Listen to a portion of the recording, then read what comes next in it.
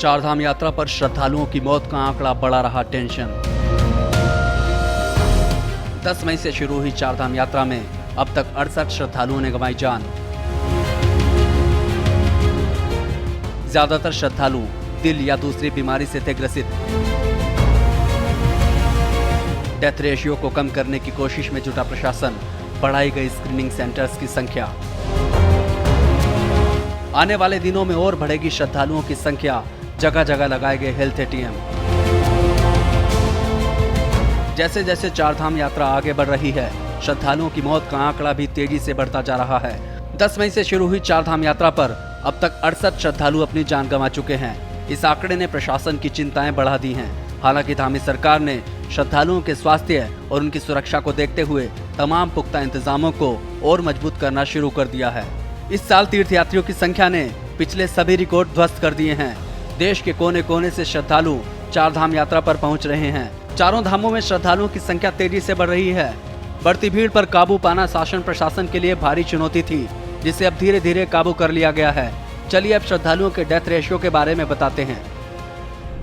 पिछले साल यानी साल 2023 में चारधाम यात्रा के दौरान करीब 250 श्रद्धालुओं की मौत हुई थी। साल 2023 में श्रद्धालुओं की मौत का डेथ रेशियो 4.5 प्रति लाख था। वहीं साल 2022 की बात की जाए तो डेथ रेशियो 7.5 प्रति लाख था, यानी कि श्रद्धालुओं की मौत का आंकड़ा साल 2023 में कम हुआ। अगर साल 2024 की बात करें तो अब तक डेथ रेशियो 0.6 प्रति लाख है। प्रशासन डेथ रेशियो पर अपनी नजर बनाए हुए है, जिससे कि मौत का आंकड़ा कम किया जा सके। इस डेथ रेशियो पे हमारी पूरी नज़र है।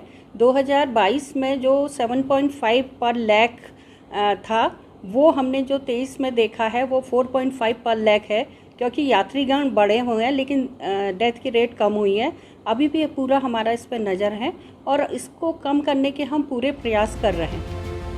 आपने श्रद्धालुओं की मौत के डेथ रेशियो के बारे में जान लिया। चलिए अब आपको प्रशासन की तैयारियों के बारे में बताते हैं। स्वास्थ्य विभाग ने यात्रियों की संख्या में बढ़ोतरी को देखते हुए पिछले साल के मुकाबले स्क्रीनिंग सेंटर्स की संख्या को बढ़ा दिया है। इसके साथ ही श्रद्धालुओं के स्वास्थ्य को ध्यान में रखते हुए यात्रा मार्ग पर कई जगह हेल्थ एटीएम भी लगाए गए हैं। अब तक 18 लाख से ज्यादा तीर्थयात्री चारधाम दर्शन के लिए पहुंच चुके हैं। वहीं जून के महीने में यह आंकड़ा और भी बढ़ने वाला है। चलिए अब आपको प्रशासन की तैयारियों को दिखाते हैं। उत्तराखंड स्वास्थ्य विभाग ने श्रद्धालुओं की सहूलियत के लिए पिछले साल लगाए गए 50 स्क्रीनिंग पॉइंट के साथ इस बार 12 स्क्रीनिंग सेंटर्स भी बनाए हैं। यात्री मार्ग पर जगह जगह हेल्थ एटीएम भी लगाए गए हैं, जिससे श्रद्धालु अपना बीपी, ऑक्सीजन लेवल चेक कर सकें। अब तक 2,05,000 श्रद्धालुओं की स्क्रीनिंग की जा चुकी है। 50 साल से कम उम्र के 1,23,000 श्रद्धालुओं की स्क्रीनिंग की गई है। 50 साल से ज्यादा की उम्र के 82,000 श्रद्धालुओं की स्क्रीनिंग की जा चुकी है। 6,000 से ज्यादा श्रद्धालुओं को जानकारी दी गई कि वो यात्रा करने की स्थिति में नहीं है, यात्रा में रिस्क हो सकता है। स्वास्थ्य सचिव राजेश कुमार ने बताया कि यात्रा में आने वाले सभी श्रद्धालुओं की हेल्थ को ध्यान में रखते हुए स्वास्थ्य विभाग ने अपनी तैयारियां इस बार पिछले साल की अपेक्षा और भी ज्यादा पुख्ता की हैं। इसके बार हमारे पास 50 स्क्रीनिंग पॉइंट्स थे, लेकिन इस बार हमने 50 स्क्रीनिंग पॉइंट के अलावा 12 स्क्रीनिंग सेंटर्स भी हमने इस बार हमने रखा है, जहां पे डॉक्टर्स और पैरामेडिक्स जो है लगातार यात्रियों की जो है स्क्रीनिंग कर रहे हैं। और चारधाम रूट में जितने भी हेल्थ फैसिलिटीज़ हैं, सभी जगह जो है हेल्थ एटीएम्स भी लगे हैं, जहां यात्री स्वयं जाके अपना टेम्परेचर, ब्लड प्रेशर, पल्स इत्यादि जो बेसिक पैरामीटर्स हैं वो जान सकता है।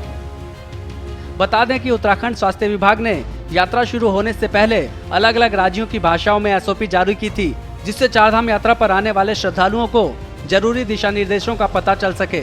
विभाग का मानना है कि अलग अलग भाषाओं में एसओपी जारी करने के चलते श्रद्धालुओं को फायदा हुआ है। यात्री स्क्रीनिंग सेंटर्स पर अपनी हेल्थ का अपडेट लेने के लिए पहुंच रहे हैं। लगभग 1,99,000 लोगों ने खुद ही जो है स्क्रीनिंग के लिए ऑप्ट किया है। ये इस वजह से भी है क्योंकि हमने लगभग 12 भाषाओं में एसओपीज भी जारी किए थे और स्वास्थ्य विभाग की ओर से सभी स्टेट्स को भी हम लोगों ने सतर्क किया था कि क्या डूज हैं, क्या डोंट्स हैं। और सभी स्वास्थ्य सचिवगण जो दूसरे स्टेट्स के स्वास्थ्य सचिवगण हैं, उनको भी हमने लेटर के माध्यम से अवगत कराया था कि ज़्यादा से ज़्यादा इसका प्रचार करें जो एसओपीज़ है। भले ही प्रशासन की तरफ से इंतजाम तो तमाम किए जा रहे हों, लेकिन यात्रा पर श्रद्धालुओं की संख्या भी लगातार बढ़ रही है। ऐसे में प्रशासन के लिए यात्रियों की बढ़ती संख्या चुनौती बन रही है। डेथ रेशियो ज्यादा ना बढ़े, इसके लिए प्रशासन की तैयारियां कितनी कारगर साबित होंगी, ये देखना होगा। श्रेष्ठ उत्तराखंड पर खबरों से जुड़े रहने के लिए चैनल को सब्सक्राइब और लाइक करें, बेल आइकन दबाएं और देखते रहें श्रेष्ठ उत्तराखंड।